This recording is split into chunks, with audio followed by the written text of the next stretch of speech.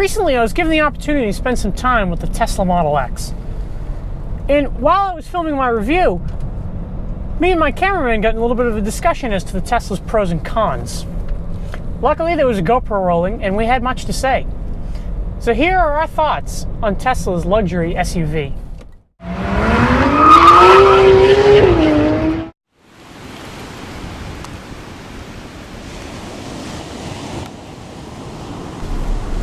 First off, tell everybody about what excitements do you bring into electric vehicles, and what are your skepticisms that you brought in from the very beginning? Because you're not somebody who traditionally loved the idea of electric cars. So bring us through your initial thoughts on both sides of that. Okay.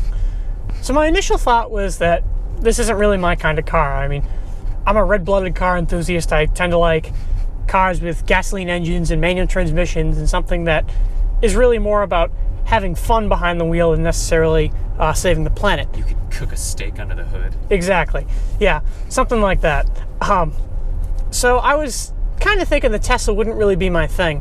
However, driving it around today, I must say I am impressed with it. No, it isn't necessarily fun to drive, but it's certainly quick. I'll give it that. Yeah, that's a speed I probably shouldn't admit on camera. So the Tesla certainly is fast, but it's interesting because it really doesn't have any, you don't have to work for anything like you do in a petrol car, like that GT350 Mustang that I drove a couple days ago. That car, it has no power below 3,000 RPM. So you kind of have to drive and work for it. Whereas this one, you don't. You just press the pedal and it goes, which some people like that. Me personally, I like to work for it. I like to drive cars to have fun. And Tesla, really for me, it doesn't have that necessarily in the engine department. It is nice to drive. It isn't fun. But honestly, my steering wheel for Gran Turismo has more feedback than this does. It feels just kind of electronic and kind of distant. It doesn't feel like you have really this might sound corny, but it doesn't feel like you have a relationship with the car. Like you don't bond with it in any way. And it's going to be fun for the first week where every single on-ramp, you put your friends in it and you do this, which, yes, is very cool, but... Slow down, because that was... Yeah. I mean, don't slow down, they're driving. Drive as fast as you want. But, that is pretty cool, right? Yeah. I mean, you got to admit, when you step on the gas pedal and this big car goes that fast, that quickly... and there's no weight. But there's also no sound. And, that's a huge part. When I drove the Mustang and the 911 GT3, which is a video I got coming up, that car sounds amazing, and it's part of the soul of it. I mean, that's a noise that I want to hear all the time. This car just goes, and it goes fast, but it just simply goes. Sure, it's not what it was designed for, but the Range Rover, although it isn't necessarily fun, that's a car that you bond with, and you drive it and you're like, oh, this feels really special to be in.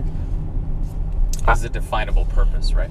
Yeah, it does, and this it feels like an appliance, but just with gimmicks.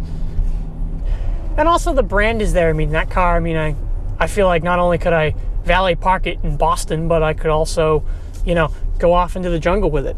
Right. Whereas this car, I feel like you buy this more to please other people and say, I have it and you don't. Whereas a Range Rover, I feel like those people definitely do buy them.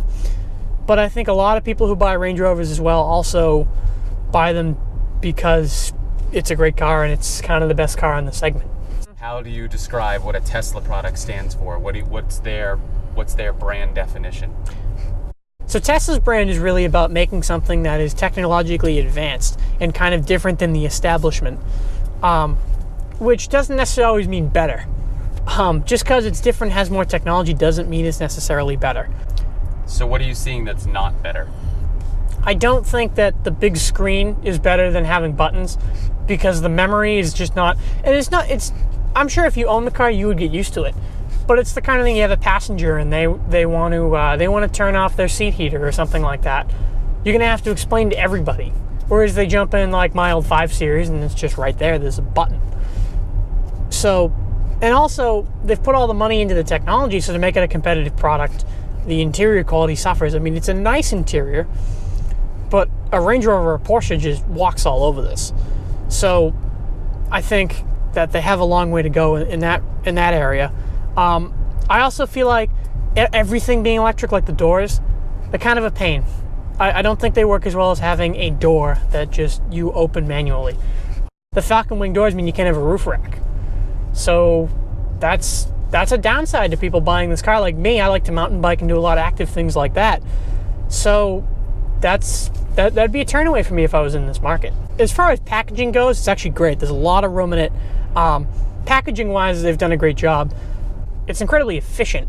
So I think like in like urban areas, I think this is great, because I think where you have the infrastructure, you have all kinds of charging stations, and you can plug it in at night, and you're going to be idling most of the time. Then I think it's great, because in the city you really just want to get from point A to B. It's not about, you know, having fun while you drive.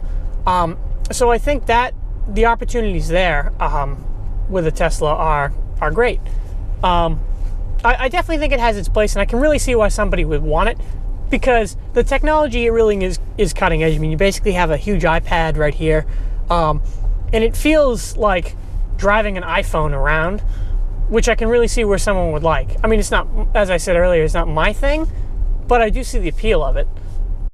I think up until like maybe 10 years ago, technology used to make a car like faster and more and just better to drive. I mean, you look at like cars from like the 50s and the 60s. I mean, they got faster with every generation, and they got a little bit more refined that made them a little better to drive. Which even back then there were people saying, oh, you could have carburetors, fuel injection isn't good. So I admit I'm a hypocrite in that way. At the same time though, we need people who are kind of old and curmudgeon-y like me, because it keeps enthusiast cars like the Porsche 911R around, which are just kind of much more raw and built specifically for the enthusiast. So I think as we evolve, I think that people will have a car like this to just, you know, do the mundane, boring, you know, stuff every day. But then there'll be companies like Aston Martin and Porsche who will make cars that are just simply for those of us who like the joy of getting behind the wheel and having 3 pedals and stirring the stick, as opposed to just getting in a car, pressing D, and just going to work.